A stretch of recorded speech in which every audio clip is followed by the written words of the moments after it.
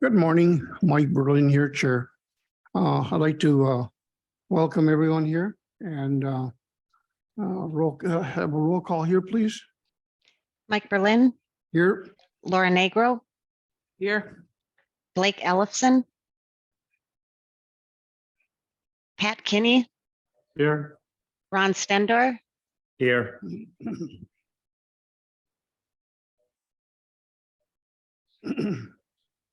thank you. We have a forum declared. Going right on here, let's move approval of the agenda. Anything to add or remove?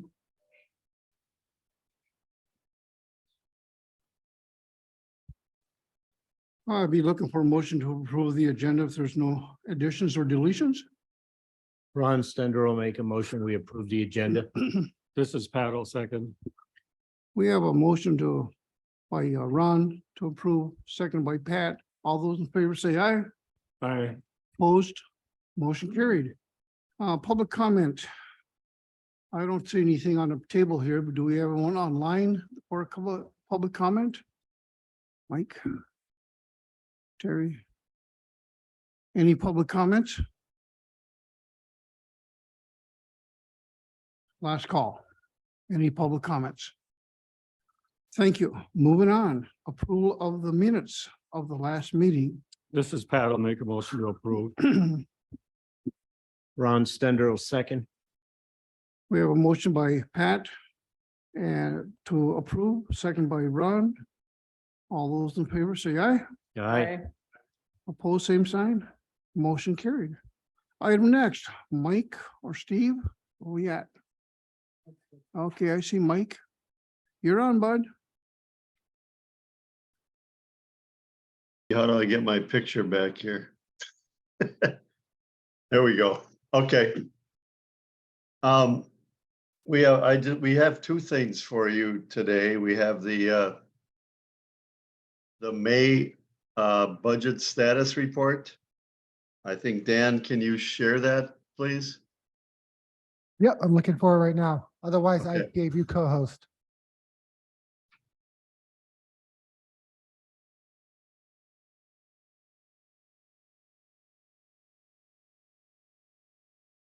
Oh, do you want me to put it up? Is that, Yeah, I don't have it here.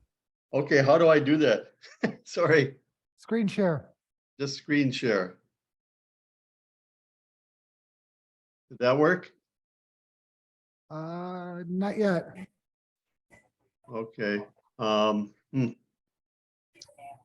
So if you look at the bottom of your screen, it says screen share. Share screen.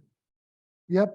And There, then, I got a lot of stuff open. Okay, and then perfect. click the tab that's open you want. Did that There work? you go. Yeah, okay, thank you. You taught me something there. Okay, let me get to the top of this document. And this, like I said, is as of May 31st, 5 months in the year. And then we have up there, that's about approximately 42% of the year has been completed. And, we have the revenues at the top of the page on the major funds and some of the smaller ones also. In my opinion, there's nothing that jumps out at me saying you're way out of line here. And just for the most part, general fund revenues and human services revenues will lag the expenses. So having those at 27 and 18 is not unusual. I think everybody knows, or your shared revenues from the state, 85% of that comes in November. So that's gonna lag, that'll cause that number to lag big time. And sales tax has a 2-month delay in the state paying you also. So that's a big reason for the general fund being at 27. As we go down that list, then you get the non-tax levy supported funds. There's really nothing unusual there. Most of these are smaller funds. I mean, it does show on the ARPA money. And I think there may be some expenditures that we need to recognize revenue on, but you budgeted to use $1.1 million of ARPA money, and you've only used 6,700 to date for this year.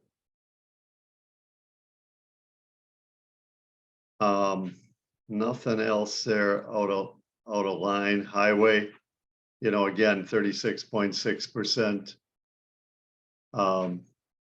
And 42 is the is kind of where you're looking at the target number.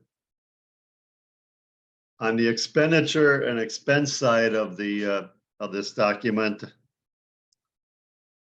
general fund and human services both right around 38-39%, kind of where you would expect them to be.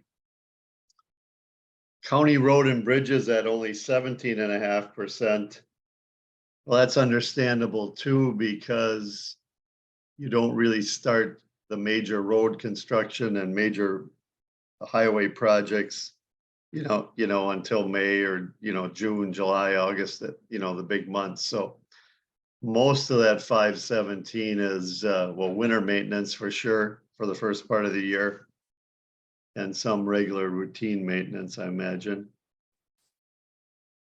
You see debt service is at 111%. I believe you're substantially done with your debt service payments. And we're going to look into, I'm going to look into why that is over budget by a little bit. And I know some of it might have to do with the interest rate and different things that you had on your debt this year, but we're going to look at that more in a deeper dive with all these numbers for a 6-month review next month.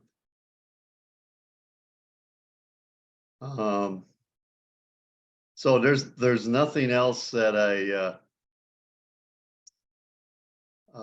would highlight here. Everything seems to be going along fairly well. Any questions by anybody there?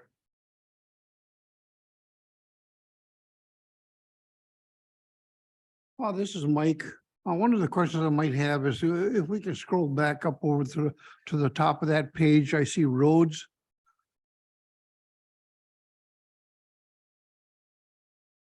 The revenues on county roads? Is this because we're doing so much contracting with Bayfield County or the Forest Service or other municipalities? We really have not had a whole lot of chance to do that kind of work yet, so I don't. Okay. That would, if you're when you do work for other municipalities, towns, the state, other counties, that does not go through this fund. This is only for work done on county roads. You know, your maintenance. Understandably, this is our budget, our operating budget. But if we work for someone else, that means the time and equipment that's being worked on for someone else does not come out of our budget. Is that correct? Gary's that is online. Can I correct. reach out to Gary? Gary Mertig?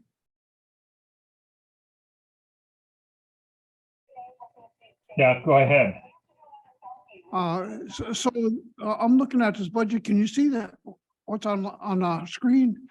Yeah, I'm saying that this is our operating budget right here. But our numbers are down, and I'm thinking that this is attributed to the county working for other entities. Is that a true statement? well, if we do, obviously we do state highway stuff, and that's a revenue. And if we're doing something like for Bayfield County, we would get paid by Bayfield County to do that. Like when we did a bridge over in Bayfield County, west of Right. Ashland, we Right. got paid. I'm not sure where that income, what line that income comes in on. Maybe it does come in on that line. Well, my point is, it doesn't come out of our budget when we are working for someone else. And this here, we're looking at only our budget. We're not looking at anything that's coming in from the outside, such as Bayfield County, Forest Service, or any, town municipality. Yeah, if I could jump in here again, please. Okay, again, that county road and bridge fund line, row 14, does not include any work done for others.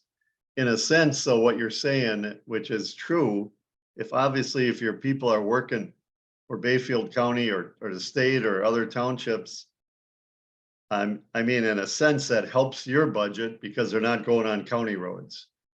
Any revenues and expenses of work done for others is shown on row 48. Highway Internal Service Fund. And that's the business operating fund of the Highway Department. That other line up on top, it shows the tax levy and the state aid. You get quarterly state aids, or I guess you get 3 checks now, but a year for state aid from gas tax. That's used to reimburse this fund when you do work on county roads. So I hope that's clear. So, but again, you know, and I've worked for highway departments for a long, long time. And, you know, it's always great when you have other work to use your men at, obviously not at the expense of work on county roads, but you can maximize your efficiency and use of your personnel by, you know, possibly delaying work a few weeks, months, whatever on county work, if you got other work for them that's billable to another party. So anyway, that's a good thing in my opinion. That's Getting good. work. Thank you. Yeah. Okay, So we're going to get a copy of that report. Are we going to have a hard copy of that? Mike, when you're done, could you email this to me and I'll load it up to the packet? yeah, I emailed it to you and Sue yesterday. So, You did? Okay, then I'll look for it and I'll get it uploaded to the packet for everybody. Any questions from the board? Are you good, Mike?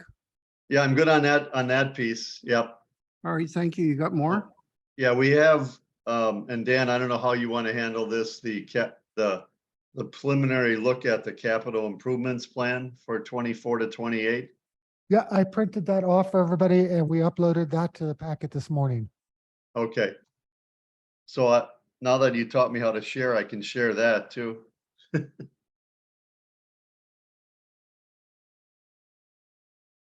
I can here. Let's see here. How do we do that again? Stop share. I can Yeah, I can put it up too. It's on Yeah, the go web- ahead and put it up. All I got is a little box here, so I don't know Right. where that. All right, just stop share then. Okay. Stop share. Oh, shoot.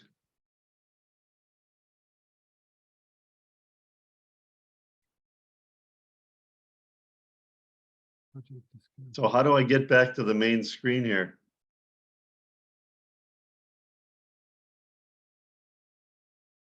Capital improvement, okay.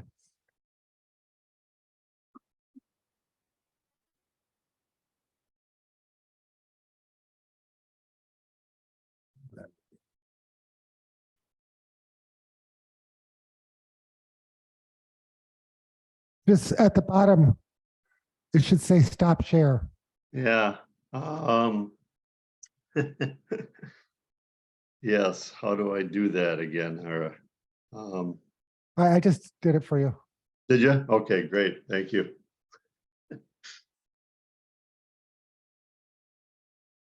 Okay, just a little bit about this, and we talked about this last year when we kind of developed some more formal procedures for capital improvement requests.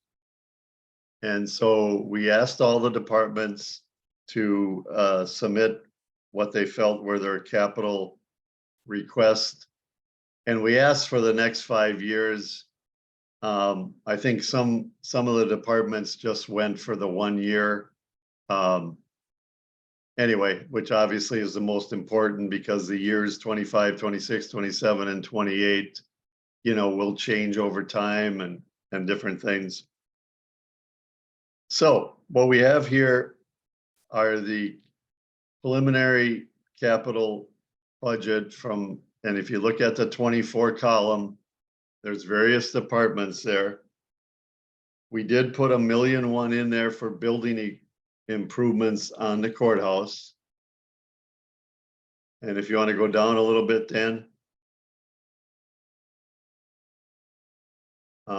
IT, you can see IT has a lot of different things in here.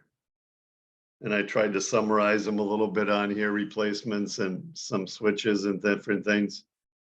And we have two sections of IT for the whole courthouse. And then on the top of this page is the sheriff's department, IT stuff. And you can see IT is 202,000 in total.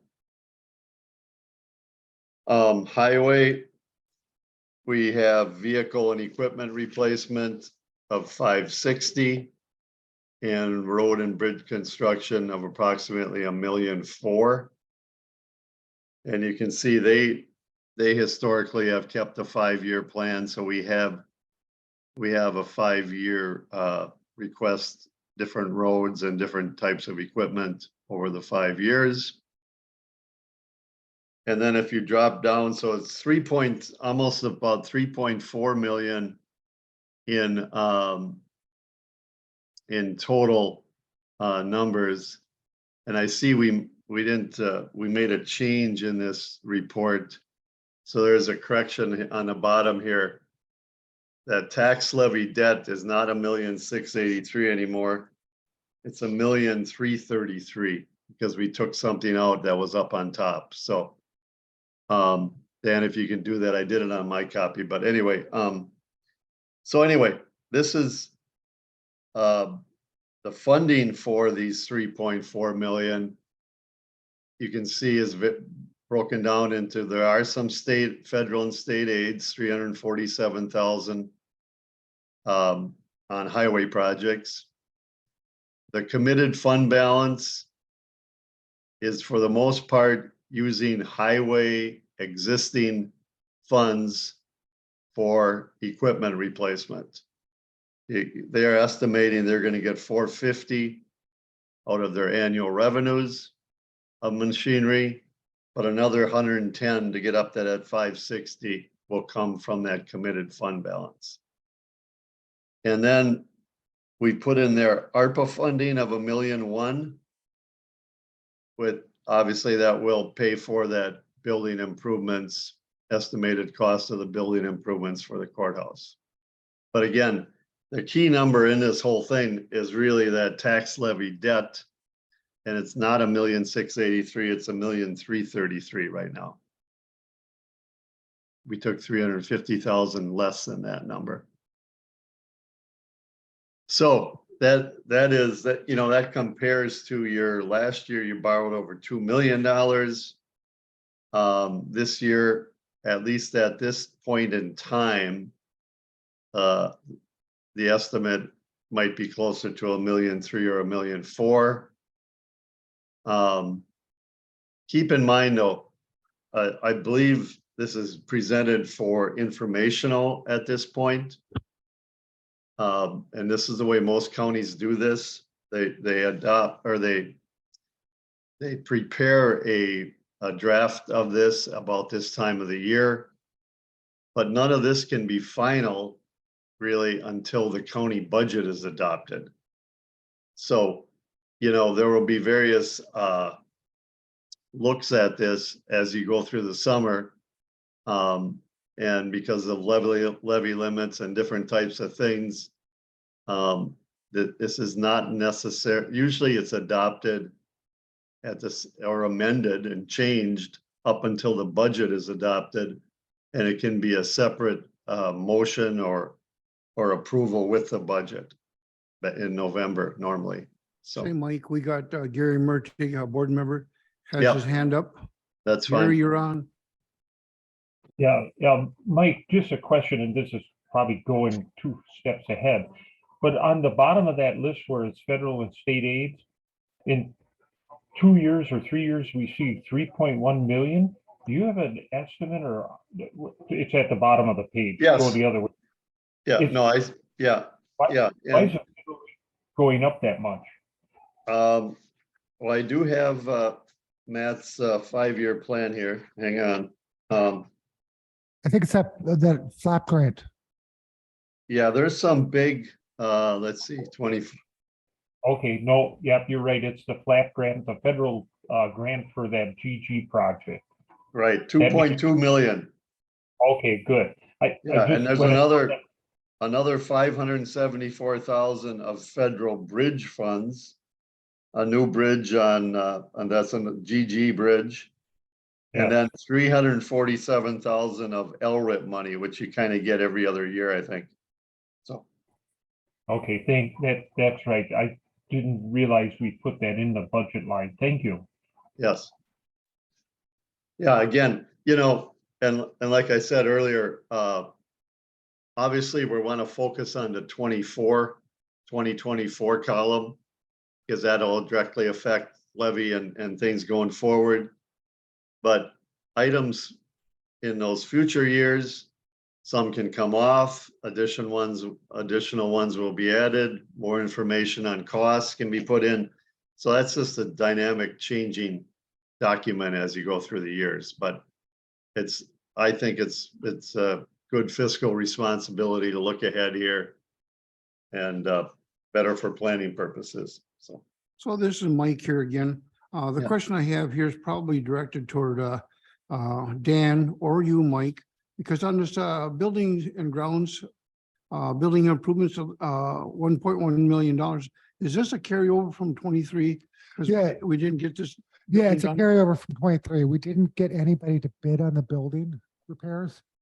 So we never we're not spending the 1.1 So it's million. carryover. Yeah, so we're just carrying it over. And after the PPLE meeting in July, I was going to rebid it for next summer. But I wanted guidance from the committee first. Okay, Laura? Yeah, there's that and the elevator too, right? Yeah. Okay, Yeah, yeah, but so that's where that would come in. My question is on this, okay, so we have this very scant information on this document. As we get closer to doing our levy and such, are we going to have more detail with this, or is there going to be more detail available? Because just like Mike had that question, there's going to be other questions about each piece inside of here. yeah, we can give Yeah, you more. Go ahead, Dan. Yeah. Yeah, we can give you as much as, or as little as you want, Laura. I guess, do you want line item by line item, or do you want? Just a listing of these projects that are inside of here. I mean, the sheriff's department, yeah, we know the cars. Right, But, and IT did a really good job of going through and saying what all their pieces were and the maintenance of it and everything. And then, that next piece in the sheriff's department with the recorders and such, but once we get into highway, it's like 3 lines and yeah, okay, so why does it go from 1.9 million to 1.7 million in 26? I get it. We're looking at this year, but having this so we're aware of it and make people aware of it. yeah, we know what we could do is we can attach the highway request to the sheet. So what we'll do is, if we can attach each request to the document, and supervisors that want to go back and look at the actual detail can. Is that fair? Yeah, and then with the funding sources too, because yeah, there is, you listed off all these grants. It's just nice to see those underneath there, Yep, we sure. can have We can do that that. piece. So Yeah. this is Mike again. Question for Mike.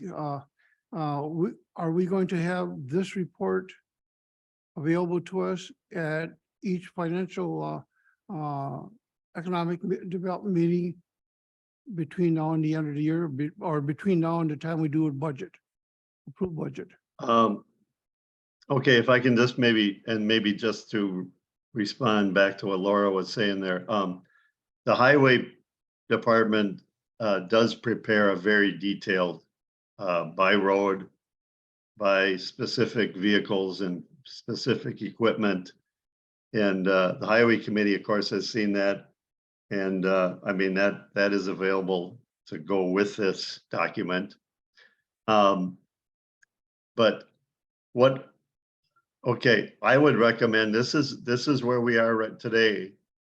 As changes or adjustments are made over the summer, that this report be amended, adjusted and provided to the committee. That'd be my recommendation. So, but I mean, if nothing happens the next 2-3 months, it is what it is. Thank you. Good. Hey, this is Blake. I'm sorry I'm late. I had a loan meeting go over and, I think Laura hit it on the head. If after this report, you could just have an addendum with the underlying. So one would be the sheriff's department addendum. One would be the highway department addendum. And then so we can see like, okay, here's what they're saying in the addendum. So we can line item. It'd just be a part of this document. I hope that makes sense. I'm sorry. Yeah, it does. And I want to point out that this really is still a very first draft. I am not sure that the sheriff's department has given us all the numbers. I do think that they're probably missing some and they just don't have time right now. We're missing 3 deputies. So I'll continue to talk to Nate about that. I find it hard to believe there was $700,000 under last year's number. There's some information missing. Well, this is Mike again. This is like any budget. It's a living, working document. Pat has a question. On the highway budget for the road and bridge construction, Gary, thank you for the explanation of 2026. I was curious about that. Dan, several times in the last year or two, you've described the highway budget for the proposed construction going forward as aggressive, and that's the word you've used several times. So as we look at the highway budget going forward, and keeping in mind ARPA funding is going away, then we've had some unexpected expenses, et cetera, as we do this transition away from ARPA and everything else. Is this highway budget realistic, or is there going to need to be some adjustment in it? Well, I think part of it has to do with what kind of grant funding we get. The state approved a bunch more money for LRIP this year. So there is going to be more grant dollars available. The major concern is that we only have about 92 miles of highway, somewhere around there. Yeah, that's correct.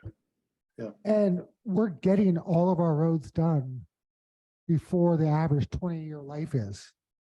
So if we finish doing all of our roads before we have to replace them again, we're either tearing up good road for no reason, or we're going to see a dramatic hit to our GTAs. So I think there needs to be some more forward looking at how do we keep our GTA up at the highest level it can be and make sure that we replace or repair the roads that are as needed. Yeah, and I think what you just said, I would fully agree with. And I think between now and our next meeting, I think that's something you and the highway commissioner should talk about, because somewhere there's an optimal point of keeping the transportation aids up, but not spending money on roads where the life is not, up and the work doesn't justify that. And I say that because as we, move past ARPA, we've had 2 failed referendums, both failed, about 60% of people said no. So we also have to plan long-term financially so that, we can do all the other things that we do. And I think the place for those conversations are more with you and the highway commissioner and some others, outside of meetings, so that you're tweaking the budgets towards something that works overall for everybody, both in the coming year, but also further down the road. So. Well, I can chime in here. A week ago, Monday, we had a roads meeting. I'm on the roads. Gary Merchant, the chair, and Dan and Mike was in attendance to that meeting. And Matt Erickson did make some compromises with the recommendations from the administrator and Mike. So, and with that being said, we do have some reserves in, what's that, $1.1 million, if I remember? Yeah. So we do have some reserves so that when we're doing, waiting for payment to come down from the state and the counties, we need to dive into those reserves to, and of course, those reserves are replenished. When we spend them, we reimburse them, and yeah, we need that money to exist. Yeah, I mean, ultimately, you want to get to a pretty smooth position where you're keeping your transportation aids up, not doing work that isn't due to be done, but at the same time, if you let roads, and you guys know this, if you let roads go past the point you should do work, then that costs you more too. Right. So trying to get all of those things synced up is, obviously a work in progress and depends on grant money and stuff that comes along too. Well, and the other factor to consider too is when the roads get bad, it doesn't only cost us more, it costs all of our residents more. Yeah, 'Cause it and just yeah, beefs up their vehicles. yeah, and so to be clear, I don't want to see the roads neglected either, because that costs more and it hurts us economically in terms of people living here or doing business too, so. I think we're pretty cognizant on that. Yeah. Because our chairman, Dick here, he attends our meetings as well. So we're watching that pretty closely. Yeah, Yeah. they redid E through Sanborn, et cetera. I drive that probably 3 times a week. And the federal government's got their rules and sometimes they don't make a lot of sense. It's too bad we couldn't use that money somewhere else, but Well, and the other thing to point out, especially with the highway long-term plan, if we get a LRIP grant for a project that's 4 years out, but they want to give it to us for a project next year, well, the calendar is going to change because we're going to take the free money and do the project. The same thing is true with the infrastructure bill. If we get federal money for a project next year that we have scheduled 4 years out, we're just going to do it next year because we're going to take the free money. So the highway one is definitely movable because of the availability of all this grant money.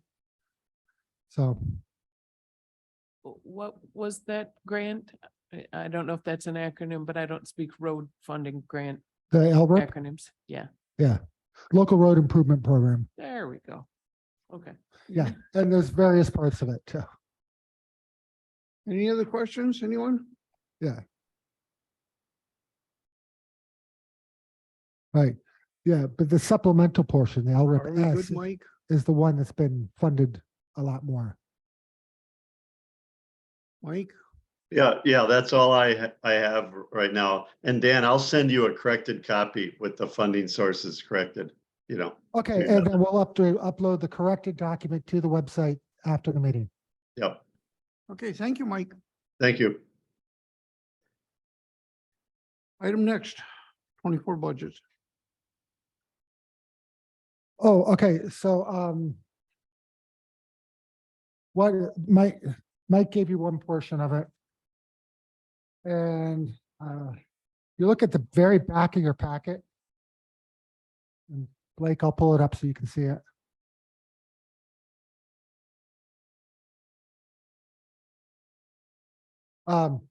So, 2 days ago, the governor signed the shared revenue bill.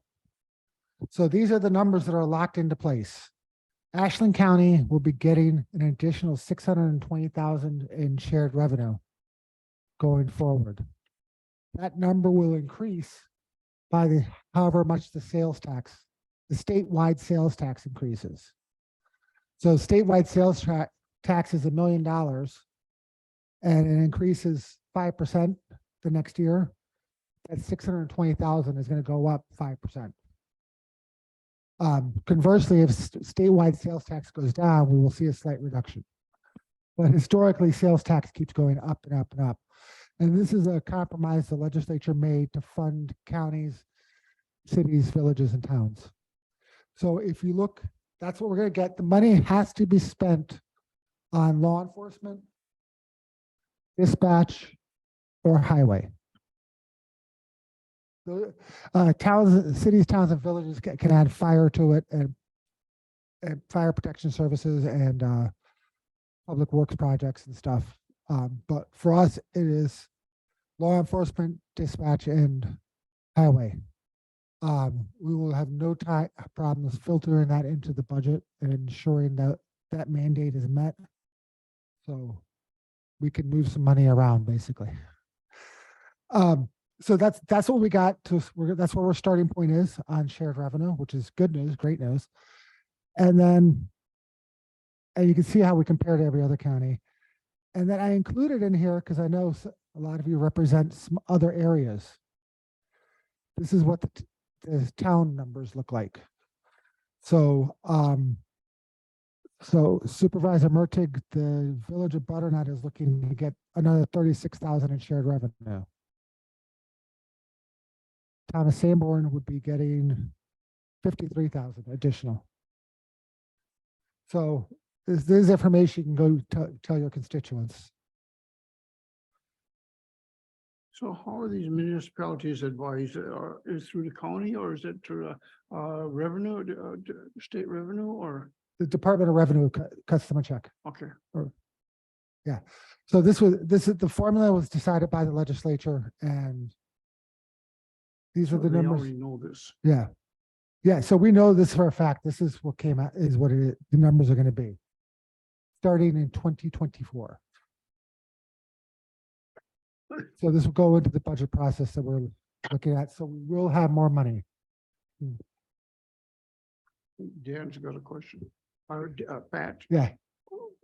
With the increase being tied to the state or to the sales tax that's collected, it really does matter that we have more people coming here and spending money. So our tourism matters more, our local economy with stores, that sell things are going to matter more because it's going to help us more than it currently helps us with this formula. Okay. Well, first of all, more people coming here and spending more sales tax here does help us. Yeah. However, the shared revenue portion is not tied to the Ashland County sales tax. It's tied to the statewide sales tax. Well, the whole thing? Right. So it is 20% of the state's sales tax, or 1% of all sales tax the state collects. So if if sales tax goes up in Milwaukee County, we benefit from that. If it goes up in Dane County, we benefit from that because statewide sales tax went up. So everybody benefits when sales tax goes up in different communities. Well, they're not tying it to local. They're not tied to local, it's the state sales tax. So that actually helps smaller communities as opposed to bigger communities. So Dan, high level, basically we're getting $600,000 additional for 2024 in money that we weren't getting because the legislator changed the way that we get shared revenue, just a high Right. level. Right, yeah, they changed the funding formula and we're getting 620,000 more next year. And then whatever sales tax increases happen, we'll get in the following year. So we should be theoretically, from a budgeting standpoint, right? In 2024, like as we start thinking about long term, this should help us, from a conceptually. right, we could actually come up with we could look at the sales tax trends, so how much it increased on average every year, and project next year we're going to get, say 620,000, we're going to get 640,000. And we could project that further out now because we know what the metric is. Okay, so I would think starting to see those trends would be really cool. But I can't wait to see what the unintended consequences of this bill are. Because we're going to be on the short end of that stick and we've got the least amount of flexibility when it comes to that, because it really doesn't rely on stuff we do. Right. Well, in the last 20 years, sales tax has only gone down once, I believe. And that was the 2008 crisis. So it obviously did rebound. So there, yes, but we would know if there's a big recession going on that, well, we could probably plan on less shared revenue,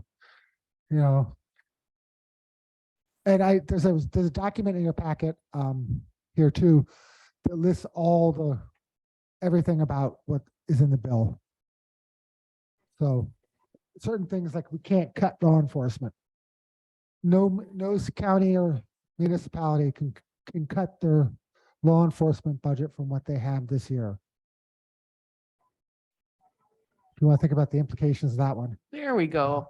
That's actually a very well-intended consequence because it is state control over our local budgets now. So It goes more, there's more that you're gonna love. every time they talk about local control, just choke and laugh. So, so there's the maintenance of effort, expenditure straight program still is in effect from the cities. The one that, most people don't like is there's a ban on local referendums. So we can no longer go to referendum on any issue. All we can do is go to referendum on to raise the levy. So no more requesting the legislature do this, that, or the other thing via referendum. So the document's in your packet and you can look through it. It's rather lengthy. What does WCA say about this bill when it's taking away our county power over our budget? The WCA, the League of Municipalities, and the Wisconsin Towns Association all lobbied for this bill. They believe, they don't like, obviously they didn't like some of the provisions that, like the ballot, the ballot thing. However, overall, it provides more money for municipalities than we've seen in decades. It provides us with that increase in shared revenue that we've all been looking for. And in that respect, it's an overall plus. Well, I hope they also pump some money into all the local chambers of commerce and stuff too, so we can have more people come into the state, because then it's a statewide effort to make sure that we can continue going on, since we are getting powers taken away from us at the local level. Well, yeah, they are doing that. They are doing other things though, that will help us spur our economy. They're doing a bunch of stuff with housing that could help. So that legislation has not passed yet. But the good news is our two state legislators will be here on Tuesday. Assuming they don't have something going on in the legislature that they have to do. And you can ask them all those questions. Hey, Dan, just one follow-up. So Ashland County as a county is getting 620. Yep. The city of Ashland and all these municipalities in Ashland County are getting, the city of Ashland's getting like 773,000 as well. So Yep. this is a net benefit for both all the municipalities, but the county too. So this should go a long way, I hope. Yeah.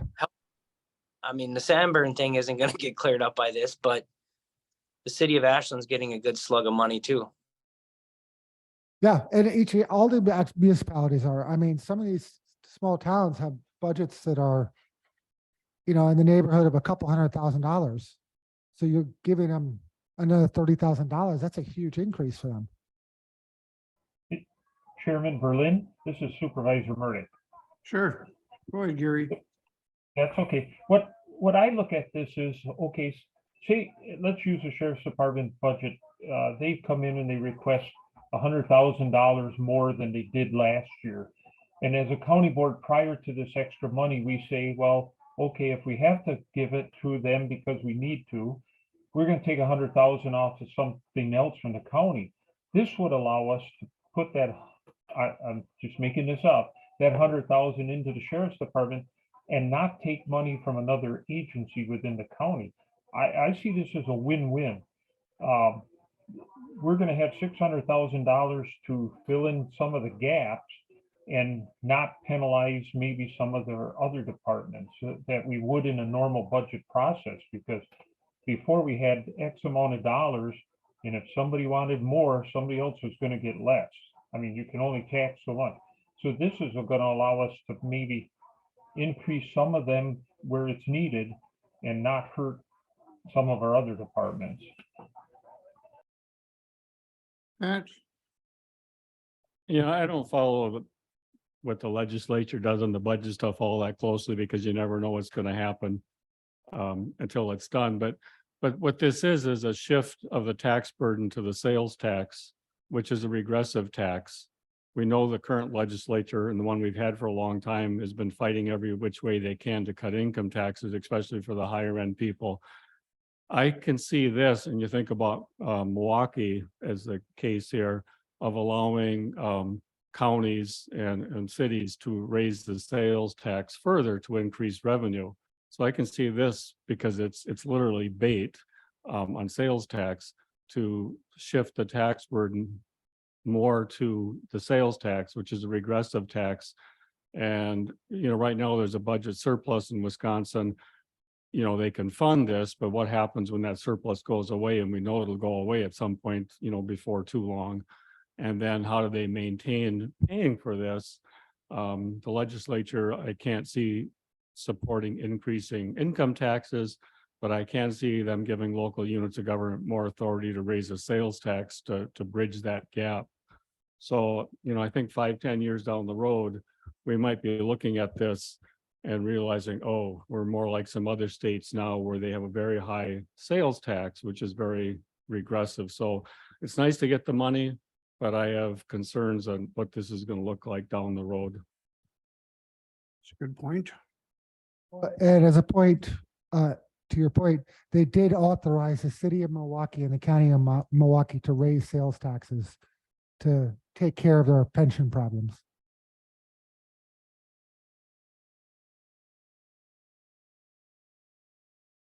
Any other questions?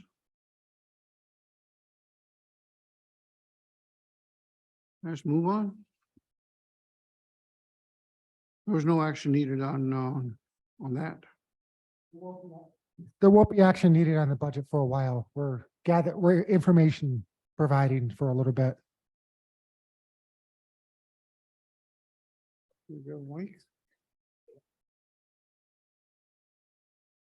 We have Mary in our presence today.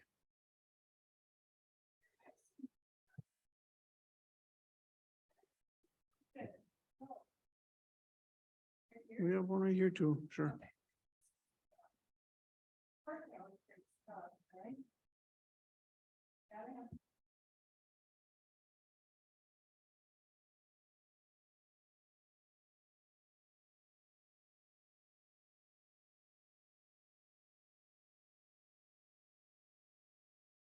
Blake, I'll bring home a copy for you. First off, Mary, thank you for everything. I'm sorry I'm not there in person to see you, but Can I get 2 copies?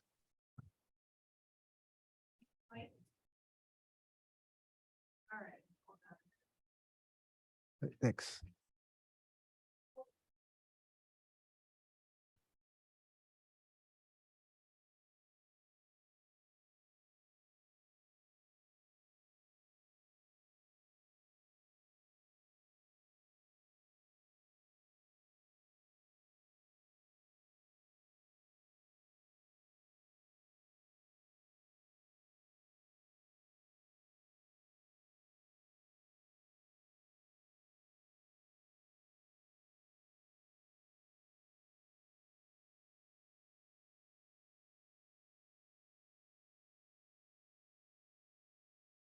Okay. Can you hear me now? Can you hear me? Okay. So my understanding for coming today was talking a little bit about economic development.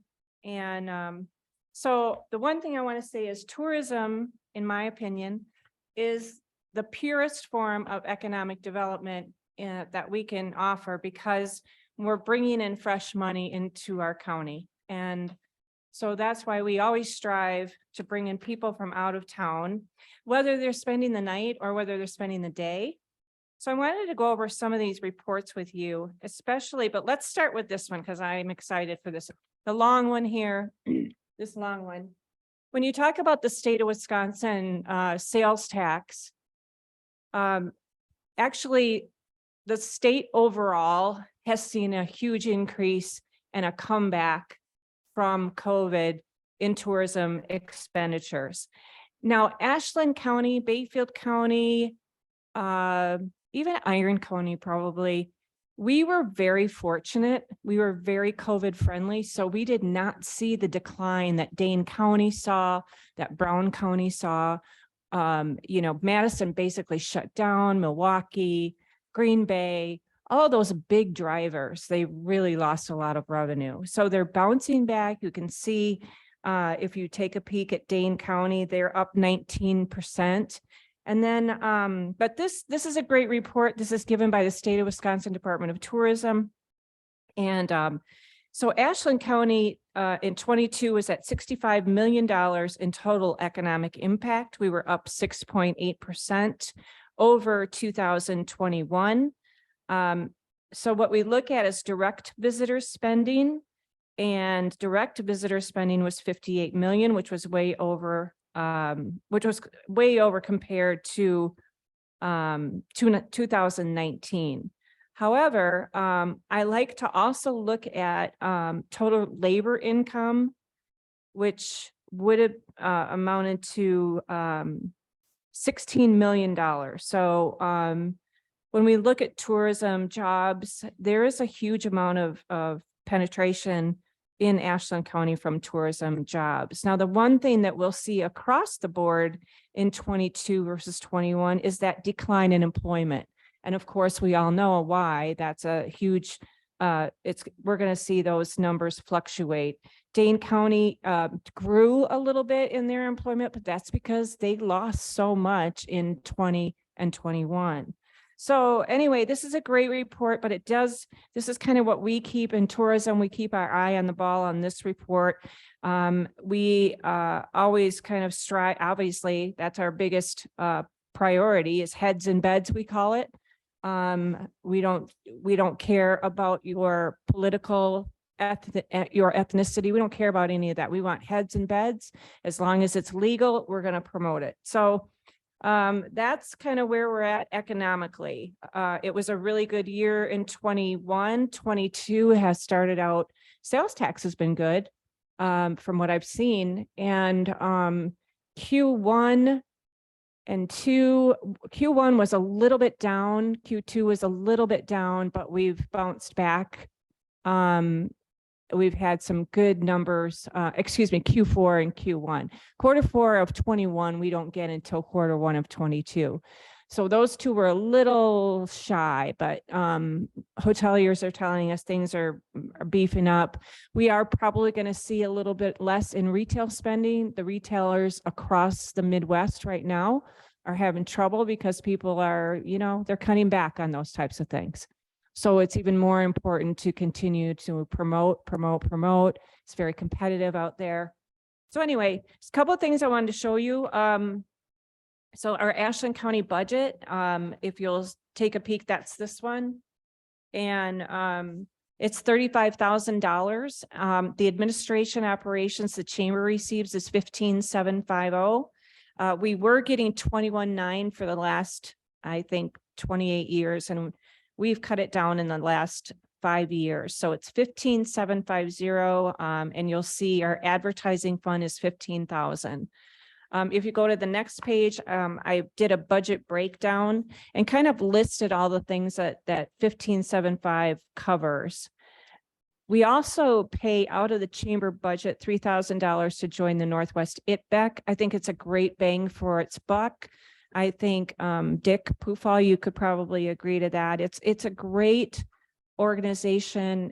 We have 12 counties that are promoting tourism as a whole. We bring them into the Northwest area of Wisconsin, and then each county takes them, and therefore each chamber from that county takes them. So it's it's just another way of creating awareness. So then I put down here the local and regional distribution of our Ashland County pieces and updating county reports. So we're obviously we're into fishing right now. So every Tuesday and Saturday, we kind of look at our fishing reports. We talk to fishing guides throughout Ashland County and in the city. And we do snowmobile reports, ATV reports, fall color, and then any other type of reporting that would need to be done. For example, if let's say the Dead Horse Trail Run down in southern Ashland County is having issues, and we have to report on that. Advertising, we go through a lot of different advertising. We have a pretty big range of folks that are visiting our websites. They're all across the board. We don't have really one group of age group that sticks out. They're around 25% across the board. We don't see over 65 as high, and we don't see under 24. So that's a very healthy demographic to have, but it does mean that we have to hit every media platform. So we have to hit everything that everybody looks at. So anyway, is there any questions on this portion? Otherwise, I'll go into the Hebing dashboard because that's kind of interesting too. Pat, go ahead.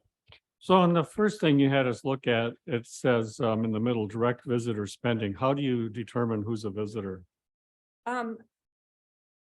Direct visitor spending is, they use a company, oops, I'll have to talk in this.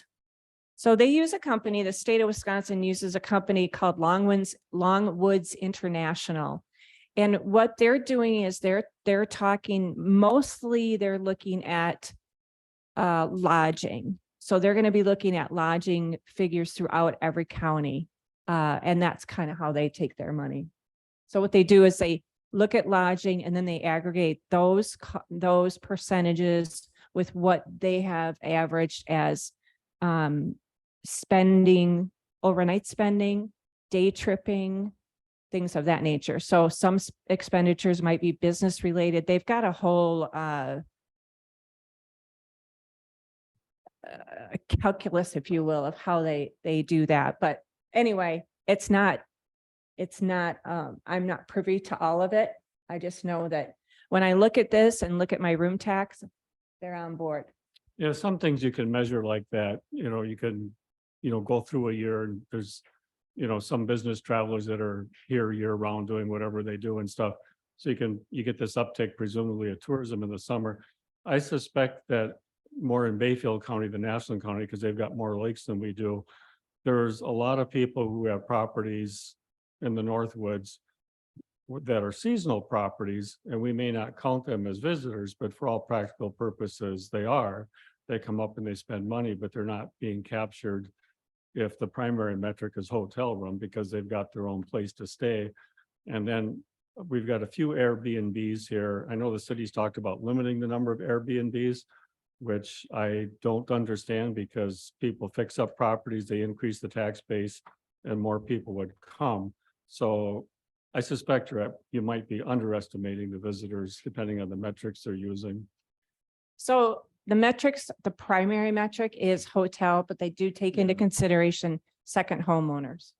Also, Airbnbs now are mandated by the state of Wisconsin to report sales tax and room tax. So they are able to use them in their metrics. Yeah, and we're collecting those in Ashland County, And the I- city of Ashland, yeah. Yeah, and I think that what, especially with the city of Ashland administration, I think that what, their whole take is the fact that they feel like they're taking out, housing stock. Because people want to, why would you rent to somebody and take that liability when you can rent your place for 3-4 nights and make as much money? I mean, that's the deal. So anyway. I would think that also includes us tracking the contractors that we've got that are renting hotels too. And I guess they're not really tourists. So Well, I don't know I know they come here and they spend money and such too, but yeah, I don't think it gives us a true tourism kind of, at least for us, because I know how many contractors are taking up hotel rooms right now. they don't pay room tax on those. They're extended stay. And so there is a statute in the state legislature that allows for contractors so that they don't have to pay room tax. So that's another, they've done their due diligence on this, that's for sure. So it really gives us, I don't know about any data that is 100% accurate, but I do know that the whole state I'm on the marketing committee for the state of Wisconsin Department of Tourism and on the Governor's Council. And I know that from what we've talked about at our meetings, the whole state was just really, really doing well in 21 and on another good run for 22. So what I can tell you. is that gut This is feeling. Mike. I just have a comment. This has come to our attention here in the past and we have something that no one else has. That being Lake Superior. And has there ever been an issue or a thought or an idea that we would put on, say, a fishing tournament here in Ashland, Lake Superior, say this corner over here? We got probably the best largemouth, smallmouth bass fishing here in northern Wisconsin. I will answer that because I have wanted to do a fishing tournament like I've been here 25 years. So every 5 years I get on my bandwagon again. And the reason that we don't do we did one tournament. And what we did is the DNR tagged a fish. It was the only way we could do it. There's so many regulations on that 22-inch limit. And the fact that you don't want to kill tournament. So, you want to make sure that when you're catching these fish, it's always catch and release. I got to figure out how to say this nicely. Sometimes fishing people cheat.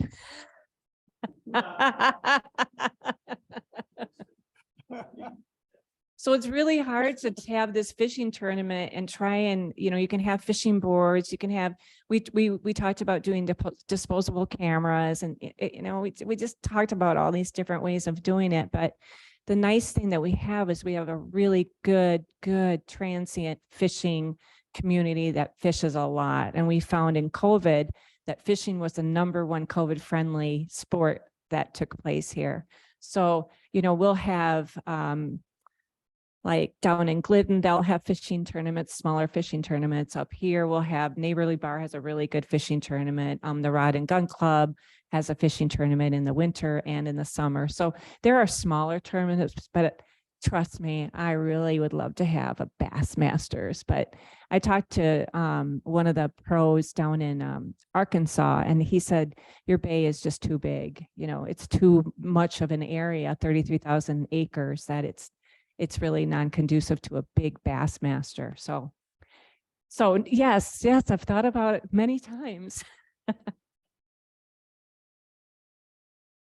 I can't see behind me. Do you have any questions? Oh, I'm going to ask you, Mary, your breakdown here, they have $1,000 for the Ashland County Fair. Does that mean you donate that to the board? Okay. My question is, when that fair comes up, I didn't notice anything, any brochures in any windows downtown or whatever promoting it. I assume there was never anything at the hotels and motels in town. Would that be the responsibility of the Ashland Fair Board, or is there something you can do to help with that? we actually did 2 ads. We did one in Bottom Line News, and then we did radio ads last year for the county fair. And then we have a things to do list, and we give it out to the hotels and the convenience stores every week. So we really wanted to get away from what we're here, what can we do? Nothing, you know how that is. So it's always on there. But it is a fair board. They need to come up with a poster, and if they can feed us the poster, and they sometimes they get it to us, and sometimes it, you know, they need to get us a poster and we can distribute it, but we need to get the information from them because we don't have the agenda, we don't have the schedule, we don't have any of that stuff. Yeah, what I would But like I'm- to see it, if they come up with the posters and get them to you, I would like to see those in Absolutely. almost every business in Ashland that would accept it. Absolutely, and they will. We have to have advertising for that. I'll write that down. I think Brett Martinson, isn't he in charge now? I'll talk to him about that because like I say, once we get the information, we're happy to get it out on our website and out to the businesses. Thank you. Brett is in charge there. So yes. Okay. Okay, so let's go to this one because I like numbers, and this is really kind of a cool report. It's called the Heaving Dashboard. So this is from 2021, and what I what I like about this is it's kind of creepy the way they track people, but they track through cell phones. It's called Arrivalist is the company. Hebing is the state of Wisconsin's public relations part marketing company that they contract with. So they gave an opportunity for counties to contract with them to get information on points of entry of travelers and a little bit more in-depth specific information. It was $6,000. And so I partnered with the county, with the chamber, and with Bayfield Chamber, because I told them I had Madeline Island on here and they got to go through Bayfield so they could get numbers as well. So what we'll look at is it's Q1 2021. But the neat thing about this, and we won't go through everything, is it tells us that the majority of our visitors are coming from Minnesota, Iowa, Michigan, Illinois. And what it doesn't tell us is in Wisconsin, but in Wisconsin is a great market for us. That was Q1, so January, February, March. It also tells us what I picked for the 3 points of entry are Copper Falls State Park, the downtown Mural Walk, and Madeline Island. And I actually picked Madeline Island because I didn't want, I wanted it specific to those visiting, not those that were that were going to work from the mainland to the island. So it kind of tells you information about, how many visitors went to each point, how long they stayed, where they were, what area they were from, and every quarter has a report. So in 2022, which validates what, where are we spending our dollars on? What is our geographic area? It helps me figure that out. And it helps me go to the state of Wisconsin marketing and say, look, you really need to hit, Minnesota and Minneapolis area for all of us. So they have actually increased their budget into Minneapolis, and they've included Rochester. And Rochester has been a really good market for us for the last about 5 years, really have put in a lot of money in that area because, especially with Mayo Clinic, people sitting around waiting for appointments. I do a lot of television and streaming in that area. So anyway, it's kind of just a neat report, but this year we really ask for them to get a little more specific geographically for us. Okay, that's great if you tell us it's Minnesota, but where in Minnesota? So they really tried to do that, but they had a hiccup and they had to go back to the drawing board because they were getting their numbers were all skewed. But it does show us, in 2020, Gary Mertig, you might be able to help me out with this. In 2020, I think it was, Copper Falls had they had an all-time record of 200,000 visitors. They typically would get about 160,000, but because of COVID, the state parks were really, really hit pretty hard. So 2021 are really good years for Copper Falls State Park. And we do a lot of promotion of Copper Falls. So anyway, I just thought that's kind of an interesting report. I have another one that this is old, and Brandon Hofstad used to work for the Center for Rural Community at Northland, and he had done a GADC, Glidden Area Development Corporation. They did a little business conference. It was back in 2019.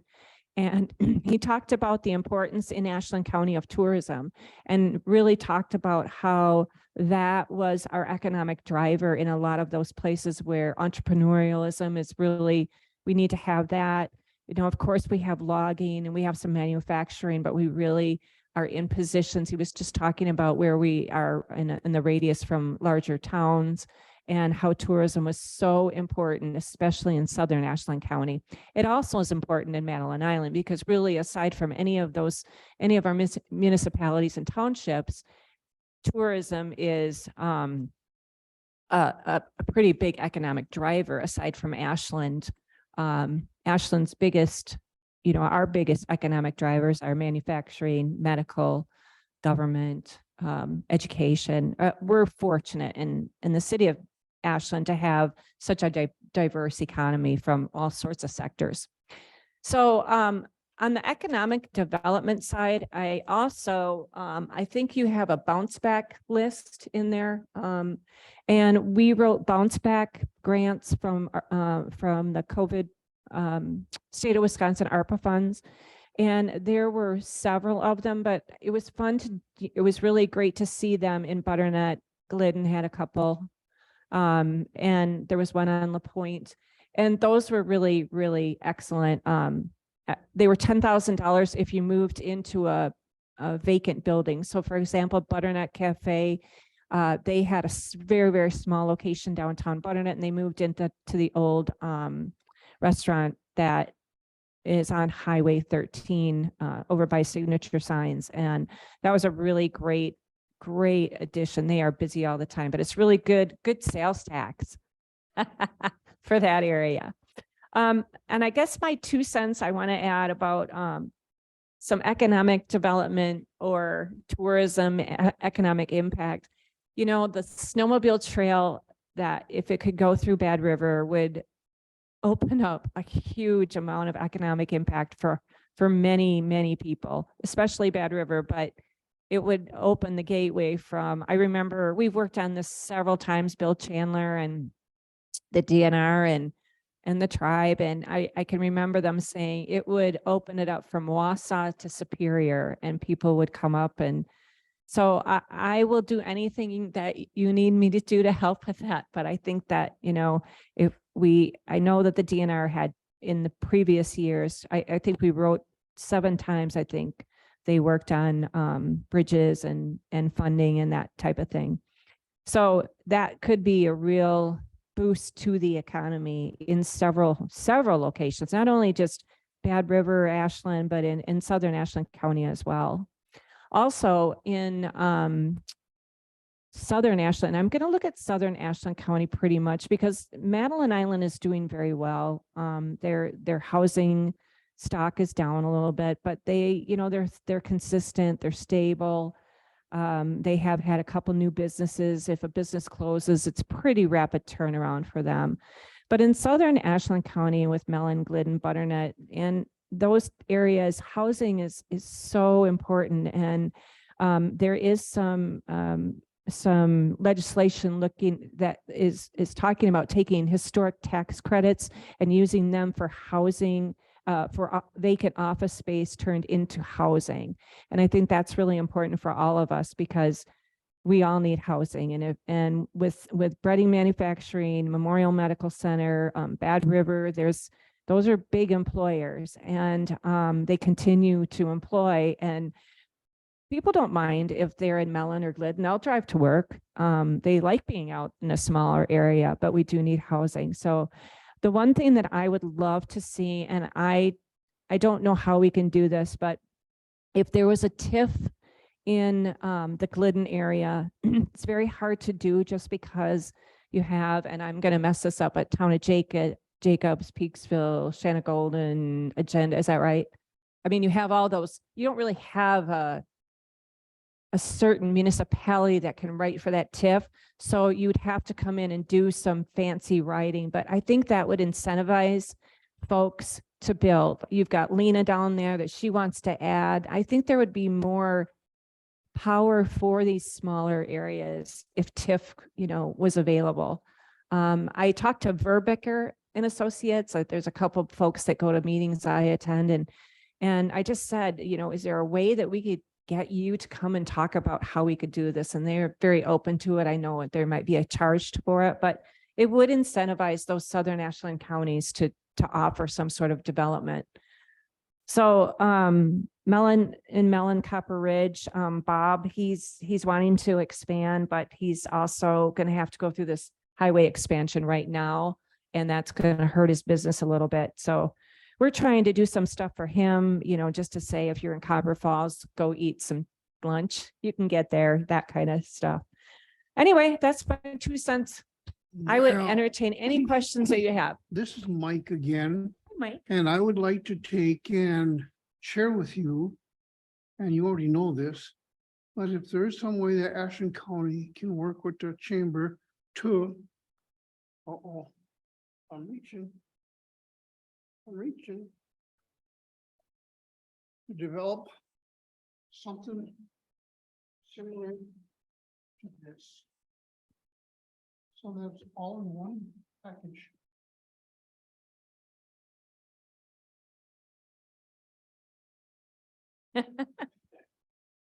There's so much in this.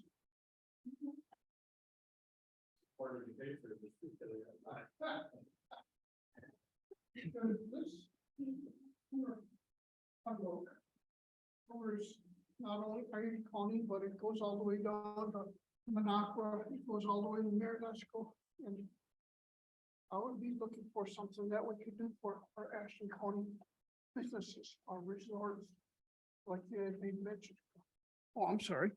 I shouldn't be standing up. It's almost like I'm teaching again. Anyway, something that we can collaborate, and maybe it may be too late to even start this for the winter activities. But maybe next summer would be more realistic to where we can incorporate some kind of Ashland County summer fun book. So we have, Whatever we have our visitor guide, which is the same thing as this, and it shows businesses in there. And that's our fulfillment piece. So we print up about 35,000 of them. These are pretty much taken to businesses that advertise here. Mhm. So they're not really, they're not, this is when you get here in this area. So our visitor guides are the fulfillment piece that we already do and mail out to everybody that requests it. And then we have it in hotels, businesses throughout all the communities that are working with us. And it's expensive. So we already sell advertising to the businesses to advertise in the visitor guide. That's what pays for it. So to do another guide and ask businesses for more money when it like this, they do that. I think it's the Globe that does Yeah. this. And then Ashland Daily Press does one. Minocqua 5-Star Marketing does one. So they're doing it all in our area. Well, this is why I would like to collaborate with you, because you know what's going on here, there, here. How can we make this better? How? Well, you could advertise in the visitor guide. That's pretty well distributed all year long. It's not just summer, it's not just winter, it's every year. And that's a good bang for your buck. So how do we get this out to our local businesses in Ashland County? We just give them out. I'm kind of reaching here only because this is new territory for me. Okay. But I think when I brought this up a couple of months ago or a little while ago, that we need to talk about economic development. We have a standing agenda item on our finance and our executive committee, Okay. and also our what do you call it, our county board. So that I just want to get the punch out there to work our economic development more than what we have in the past. And I said, well, we looked at our finance meetings for, well, this is my second term. And we've all talked finance, but it says economic development as well. And now I want to get into that and more to help what do you call it, our businesses, because the doors are being closed every day. And we need to somehow help them however we can. I'm reaching, I'm asking. Okay. And when you first came in, I said, we need to get together more. But yeah, I'm willing to put in extra time. And like say, for instance, the cost of joining the Ashland Chamber of Commerce, I think is cheap for what you get. And like I talked to some of your staff, they had indicated, well, we're not beating and pounding down the doors to get memberships in here. But if they do, we'll accept them. But I think, I don't know, like I say, right now I'm reaching. I'm asking for some help to help our constituents or our businesses in Ashland County to stay open, keep those doors open. Mm-hmm. And for the county tourism portion that we do, our our purpose is to administer the Ashland County tourism budget. And so what we do is we try to promote the county as a whole. And doing that and coming up with these different pieces, a lot of them, we have different niches. So we have the murals and we have a fishing guide and we have a biking guide. We have but our visitor guide encompasses everything, all of the communities. And that's the place where we send that out to everybody when people ask. And I guess the thing about just doing a guide for the summer and a guide for the winter, I'd have to really look at that just because there's a lot of competition out there and there's a lot of competition for businesses. And I guess my heart is, I don't want to ask businesses for another advertising dollars to do another guide when there's already so many of them out there. And I know that the visitor guide that we promote goes way farther and we do a very good job of promoting it.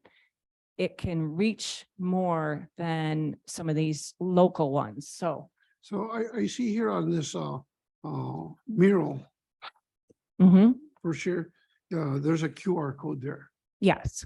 I didn't scan it. I don't know what's all encompassed there, but We do, we don't use QR codes. We do them very specifically. So we don't use QR codes a lot. They kind of died out for a while. COVID kind of brought them back with restaurants when restaurants started using QR codes. Our problem with QR codes is that we've had too much scam with them. And we tried one actually for our downtown Christmas decorating contest and it went to a porn site. And then we tried another one with a group, or excuse me, incentive, like a gamification type of promotion. And that one, people signed on, went on the QR code and then it came back and said, you win and we need to have all your information. And that was a scam. So it's not good. we finally just purchased one that we felt comfortable with. This is called Bandwango. That's in your packet, Waterfall Photo Contest and Explore. We do this. This is for people who are stopping into the chamber or downtown or in the area. And that's what that one's about. But we have it on our mural book. We have it in some of our, More specific. yes, because when we're advertising in a magazine, we're trying to use all the space for our message. And we really want to drive them to the website. The QR codes are pretty large. So when you look at a tourism like in AAA or Midwest Living or Experience Wisconsin or some sort of a bigger piece, you don't see a lot of QR codes because people really drive that website. That's where we want everybody to go. Mhm. Laura? I just wanted to give you kudos on that little mural, the little check-in contest. That's a creative thing. People like checking in, getting points, doing things, gathering up. I mean, I actually just sent it to a friend who was on his way up because he's got to do some work up here. And I'm like, hey, why don't you scan this code? And you said you were going to stop at these couple of falls. Just something interesting to do to just be doing fun. I do want to say that outside of Representative Green's office, when I was down there for lobby day on the 9th, we don't have any brochures down there. He's got Bayfields in there and Washburn County, so I think he needs some of us. I just dropped some off like Okay. about 6 weeks ago, so All hopefully right, they're so it was gone. May 9th, but it was like, okay, I don't see us on the table. Would But it, thank hopefully you. You're taking them all. He's coming up Tuesday, right? Yes. Okay, you better have a big car. Because otherwise I was gonna have a big question for him too, so, We'll tell him, listen, but Go ahead, Dan. Oh, and I just wanted to let Mary know and everybody online who doesn't know, because I think everybody in this room does already. Bad River is open to opening the snowmobile trail from Ashland to the casino. It's already open from the casino to Iron County. So the tribal council is going to be discussing that. And I believe they have to put it on referendum. We're moving that forward this November to go on referendum. Yes, so So- it has to go on a referendum? yes. Yes. So w- Will it But pass? I'm thinking, yeah, I hope so. because back when they did the last referendum, well, so many things have changed and yeah. I don't think that's gonna be an issue. And it is open from Bad River to Iron County. Yeah. And back in 2016, when we had the big flood and Yes. stuff like, there's 4 brand new bridges going that way. So those are in place. That's Huh. good, because I know the flood took out Yeah. Beaver, no, there was one area that it took that one out. Yeah, but but- yeah, we put bridges in. But That the would be thing- so sweet. But the thing is, I'm not sure how this referendum is gonna be formulated. But we would want to upgrade going east because right now, that's only what do you call it, snowmobiles only. Because anything coming west on this referendum, we want ATVs, UTVs and snowmobiles. We want it all inclusive. Because to tie into the tri-state corridor or the tri-county corridor, yeah, that only makes sense. And we've got how many groups behind us right now? They're just waiting for us to. Okay, so Well, whatever you need on that, I'm here. I would definitely help. Pat's got a question. I was down to Verona mid-May for a week and we took 53 coming north out of Madison, and at the first rest stop, I just happened to notice the Bayfield County brochures in the rec. And so I looked for the Ashland County. I couldn't find them. And about that time, the guy that stocks the shelf came by and started stocking them. I asked him if he had the Ashland County brochures, and he says, no, we don't stock them here. But Bayfield County did. So the company was Vector Inc., INK, out of the Dells.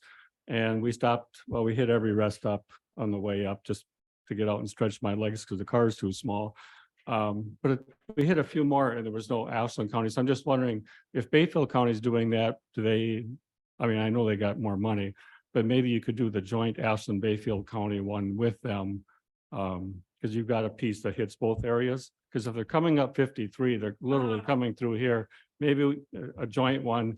Here's the thing. Let me give you a little history on that. Yeah, We been through used that. to, oh, it was so great when we did it together. But then they decided they didn't want to do it and it ended. And so they use a Vector, we use 5-star. So we do Yeah. a different area and they do a different area. So we kind of do that intentionally so that some areas are Bayfield County, some areas are Ashland County, so that we get more of the state. Because Vector doesn't do the same as 5-star. 5-star Yeah. goes to different areas.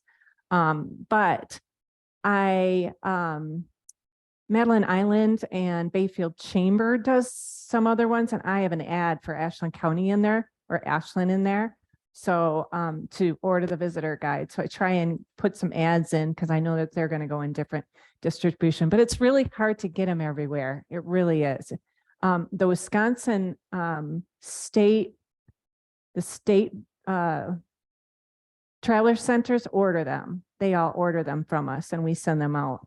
So if you didn't see them, that's not a good sign. So you need to tell me where you were. You went right I up mean, I 53? grew up in Bayfield County. I own land there. I live in Ashland. So, for me personally, I'd like to see the counties work together. And Ugh, it'd be yeah. nice if they would work with you again, because it just makes sense for these Mhm. two to work together, especially if they're coming up 53 to get to Bayfield County. Someone told me when I was down there that as popular as Minocqua is, it's now getting so crowded that a lot of people are heading further north, to our neck of the woods. So we see some of that. And then finally, when I think about you're doing all this advertising for tourists, there's a lot of people that do this term, the staycations, where they stay home. And to some extent, the marketing should hit the locals because, there's things to do here. And I have to admit, I'm really bad at figuring out what's going on and where and when. It usually seems like afterwards. Some of those emails that have been sent through the county email about things going on, I've actually been aware of a few things before they happened, which I found helpful.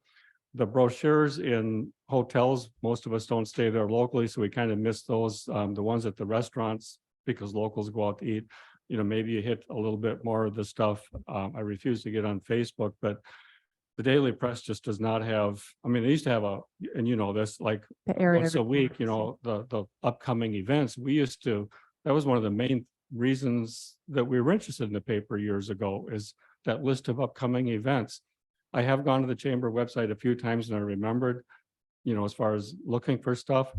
But I know personally, and this is just me not being on social media, not having a smartphone, I don't want to be all that connected. But ever since the Daily Press upcoming events column went away, we have not figured out how to figure out what's going on very well. And that means we're spending less money than otherwise. Well, then we need to put you on a mailing list and send you something every week. The email is fine. The email is fine. But I think there's a lot of locals that don't know what's going on because I hear this all the time. How did you know about that? And so Yeah, often the it's- answer is, oh, Facebook. Like, oh, It's so hard. You know, you can say, you can do all these different ads and some, of them, you know, you can do a bunch of advertising and promotion and somebody will say, oh, I didn't know that was going on. And you're like, well, okay. But, yeah. I have a suggestion, Pat. You should have 4 children that are young and find out everything's going on.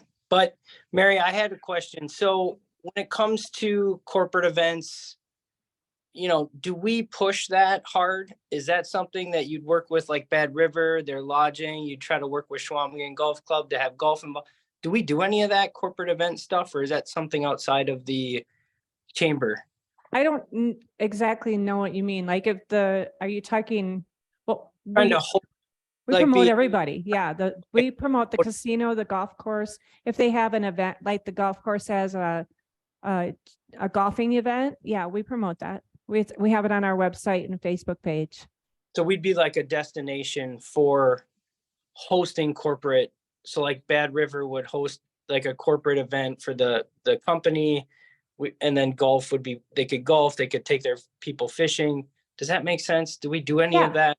Yeah, Okay. meetings and conventions. Yes. And that pretty much is like Bad River will do their own, you know, they do a lot of their own promoting of conventions. We don't have a lot of convention space here. So it's kind of I would love to have more conventions, but we don't have the space and the rooms at one location. We do try and get the smaller people in. So associations, like we have, like Carver Harry's is on the Workforce Development Council for the state. So they're coming up. The Governor's Council on Tourism is coming up in September. We're trying to get some of those smaller people to come, but they're state rate too. And we don't offer state rate very often. We're pretty high. You know, right now, July 1st, $289, 2-night minimum stay at American Hotel Schwamigan. It's crazy. It's not going to last forever, but it's crazy and people will pay it. And it used to be like $69 when I started. Crazy. Okay, how we doing? Questions? Anyone else? Good job.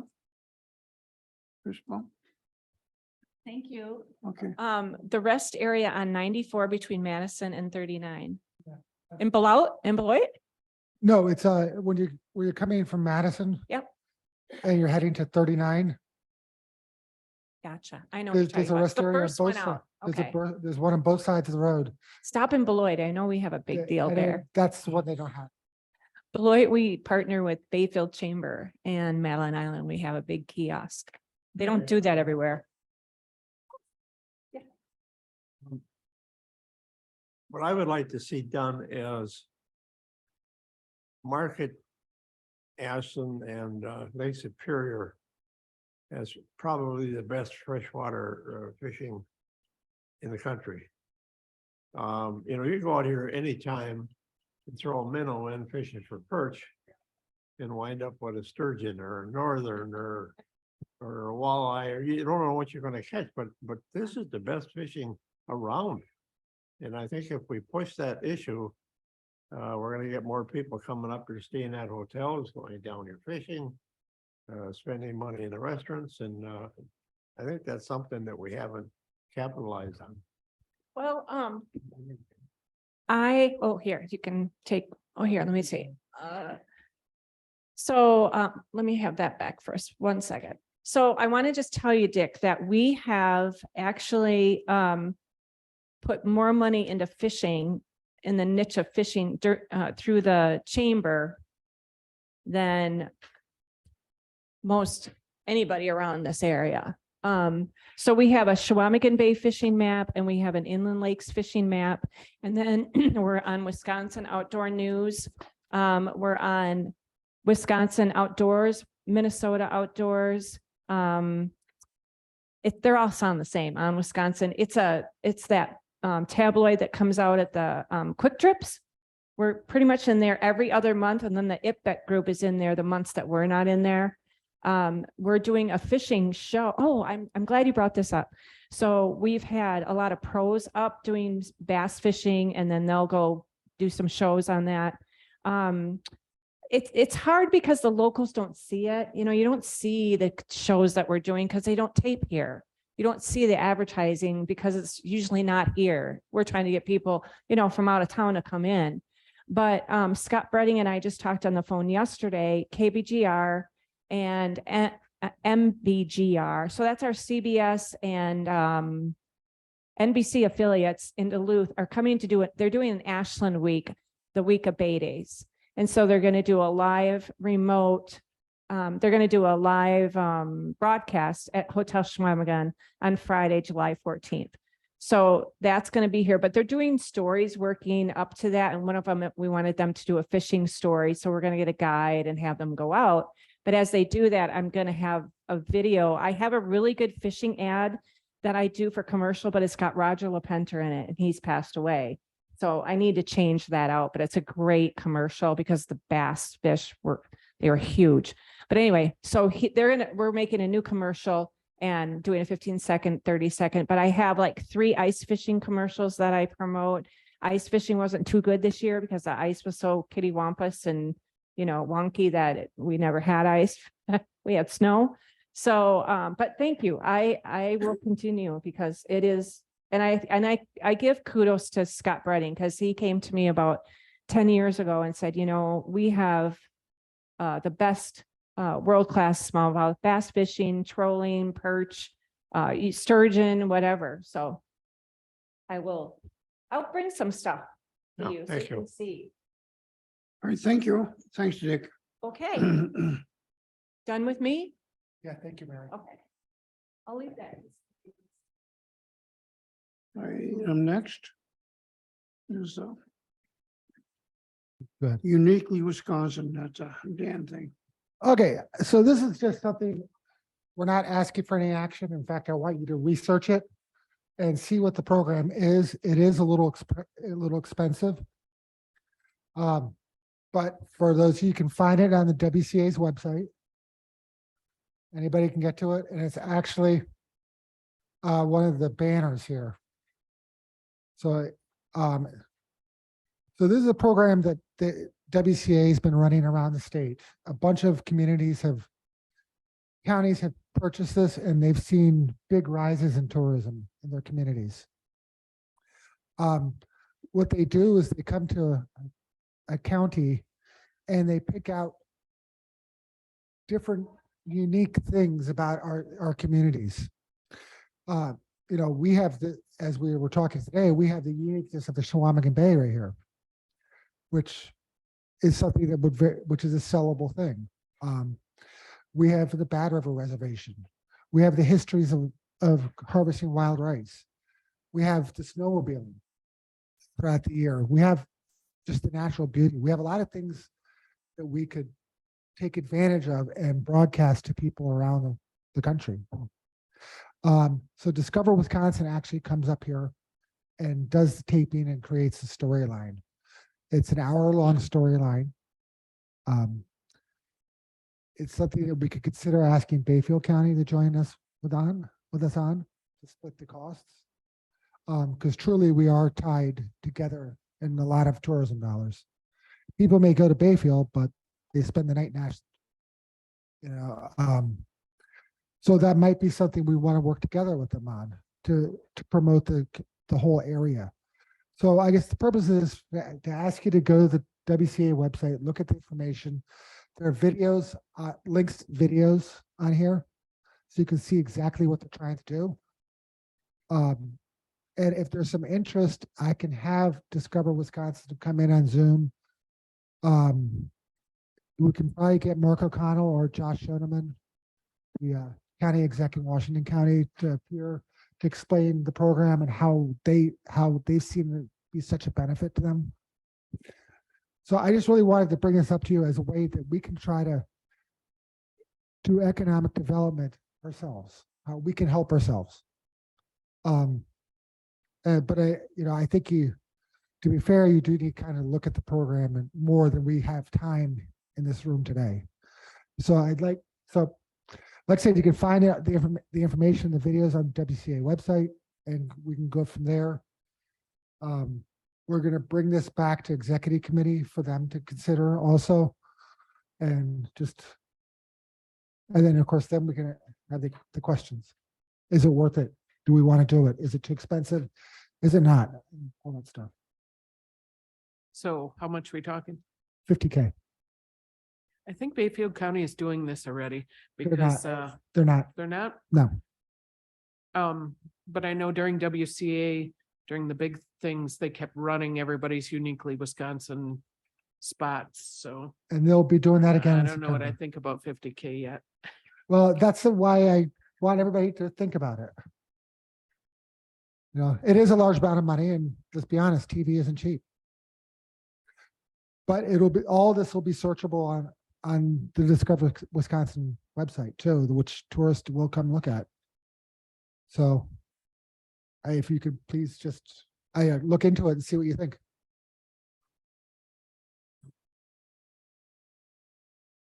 So there's information only. Information only. I think this is one of those things where I think supervisors have to go out and look at it themselves. I can't present everything to you in the packet, and you need to see the videos and everything and what it looks like. I think it's going to be interesting to see that on July 14th, as Mary had indicated, when we have a local TV and coming here doing something live for us. And they're coming, they come in August. Oh, my sweet.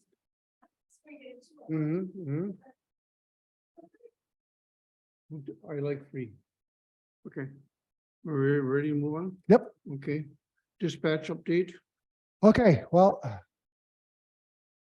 update is it's ready to be voted on.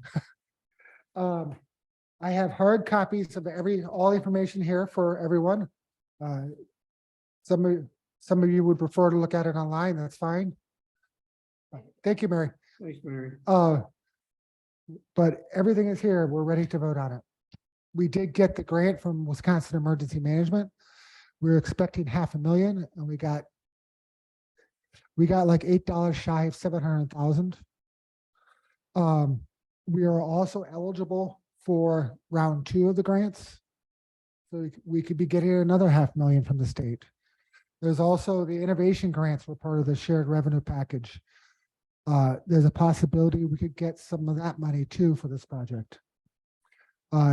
It's caught the eyes of the state, so much so that Andy Phillips reached out to us. And he and Mark O'Connell decided that they want to review our intergovernmental agreement also. So there might be a slight change before the board votes on it. Our Corp Council has looked at it. Bayfield Corp Council has looked at it. We're good with it. But WCA volunteered to look at it too. They will be using this as a model for other counties. So hopefully this works, and hopefully, in a couple of years, we get other counties joining us and have a more regional approach. So anyhow, it's good. So Well, for a model, I'd like to read it. Exemplary. Yeah. More so. So everything's on everything you could possibly know is on our website, on the county board meeting next week. And again, I have hard copies here for those who wish it. Should I just hand them out? So we're the beta testers. You have one on. Dick got his yesterday. Laura. Not really. Like Portage County has had their city and county dispatch all pulled together. That has been because it was such a big operation, they've done this stuff a decade or so ago. So we're just a county to county spot for doing this. So just getting the paperwork right would be the beta that we're doing. Right, and we already actually did it up here when the city and the county merged dispatch. That was a long time ago, though. So now we're going county to county. And again, I personally think that this is gonna improve service, make it better for residents of both counties. I do think it's gonna cost more, but I think for the benefit we're getting from it, it's worth the cost. And I don't know, Supervisor Stender, you were on the committee. Do you have any? Or you can save it for the county board. Yeah, I think everything we're doing here is a win-win, officer safety all the way down, so. I think it's gonna be a huge thing. And Supervisor Mertig, you were on the committee too. Yes, yeah, no, I agree. I think the cooperation is gonna be good for every resident of both counties.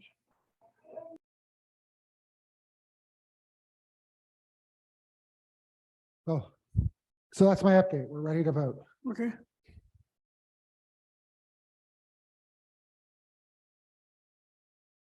Just an action item? No, it's not. Just an update. Not. Health insurance? Health insurance. So we're running just a little bit below even, which is good. When M3 was here last meeting, they did talk about a possible rate increase depending on how claims went between now and September. So, I did tell departments that we should be planning on a 5% increase. That might be too low, it might be too high, I don't know. But at least as they're putting their budgets together, they're gonna have some sort of increase in there just in case it's covered and make any larger increase less painful to absorb. And Ms. Negro, your printouts in your folder. But Yeah. otherwise, it looks pretty good. It's holding pretty steady. So we're pretty happy. The new prescription drug thing. You said possibly increase, but she made it seem like it's gonna increase no matter what. Yeah, she did. And,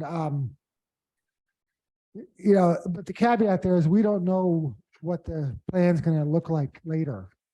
I mean, we're still underneath it towards the end of the year. A rate increase may not be necessary, or a smaller rate increase may be appropriate.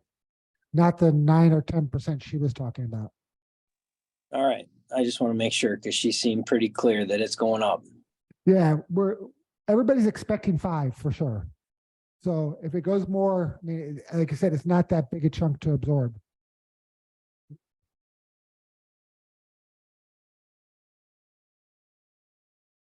And like I said, prescription drug plan, that the high cost drugs, well, we had some employees and or families taking drugs that cost 13, 14 grand a year, 10 grand a year. I believe all of them have gone the Canadian route, and our costs have dropped to 40% of what they were for those really expensive drugs. Now, granted, the employees are not paying a copay on that. They're getting those for free. But we're still saving thousands and thousands of dollars every month on the prescriptions. And she had mentioned the biosimilars were also something that helped save the biosimilars, so. So, and they are looking at other tweaks to the plan for next year to help drive the cost down. Because, health insurance inflation is running at, God knows, 10%. Which seems kind of low because it seems like it's going up 20 and 30 every year. So, but we will have M3 back here in August or so. Would probably be a good time. have a better feeling on the plan by then. We'll be more than halfway year through. We'll kind of know what rates are like. Are gonna For be a like. July meeting, it would be nice. They should have the first half of the year numbers. I can ask them if they're available.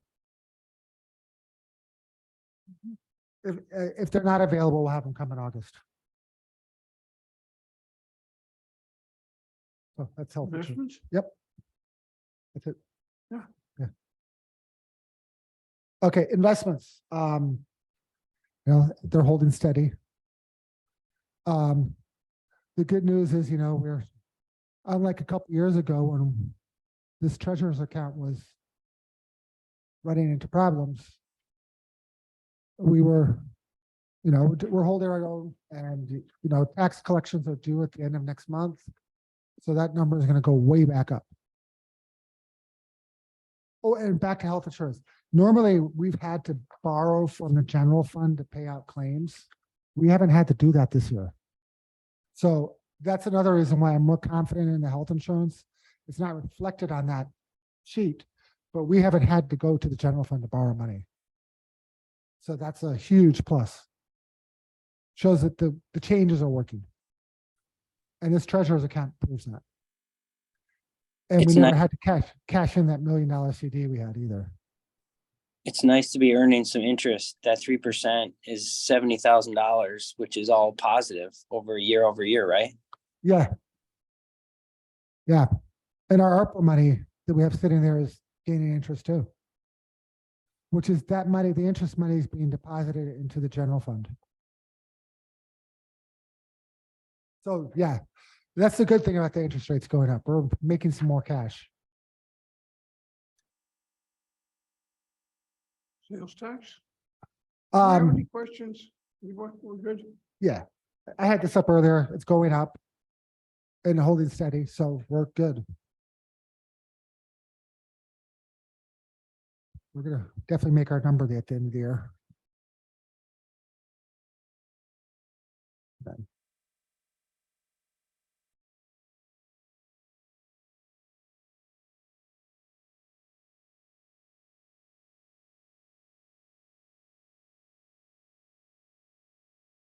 Oh, okay. Life is good. Yeah, I'll be honest, I was gonna give you the shared revenue stuff as my update, but we did that earlier. Because it felt more appropriate then. And joint dispatch, we already talked about. So those are the big ones. Other than that, I think things are going pretty well. Any updates on the jail administrator role? Is that being close to? Yeah, the job is posted. So we will, hopefully get a qualified applicant soon. Otherwise, there might be an internal one to look at, but I did want Brian to post the job first to see, make sure we get the most qualified person as opposed to not. The only thing I wanted to mention is back with our investments, we've been talking about the opioid money. A bunch of those little suckers are starting to file for bankruptcy and take some of these these payouts and such, so Yeah. it'll be a don't hold your breath kind of thing is what I'm assuming, so. Well, no, yeah, you're talking about there is going to be another opioid settlement for the bankrupt companies coming up. So we will be getting more money. As soon as the paperwork's ready, it'll go to the board for approval if needed. Otherwise, of course, we'll just be accepting the money. But we are opted in. And I believe there might be other settlements coming in the future with other groups. They haven't hit the mid-tier pharmacies yet. So.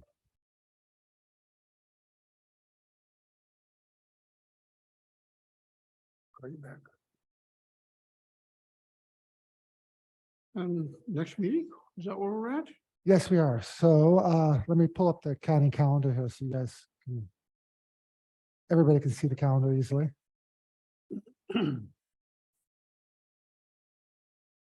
Okay, so we do have some dates already taken, but no Thursdays. So 20th or 27th?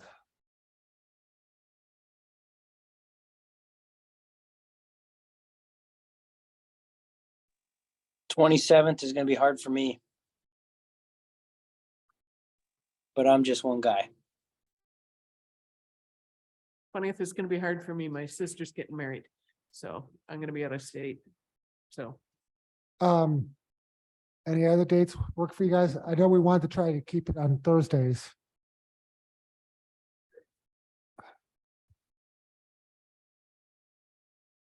And the 13th, I think is probably a little too close. I can probably make the 27th work. If that is the only obstacle. Well, yeah, because I'm gonna be in Mexico on the 3rd. All right, 27th, then no one's complaining. Besides Blake, I mean, would like the 26th work better for you? Well, I know I'm leaving that Thursday after this meeting likely, so if we do it in the morning, I'm fine. I don't really care. I have to go up to the Iron Range for a baseball tournament. We're gonna try to make it a weekend, so. I could try to keep the agenda shorter for you too. No, don't worry Or- about me. Just let's Actually, put for it on the everybody. 7th and I'll make it happen. I'll try to be in person. Okay, 27? thank you, Blake. thank you. All right, yeah, so the 27th will be the next meeting unless, of course, something crazy comes up. Or we need to have one earlier.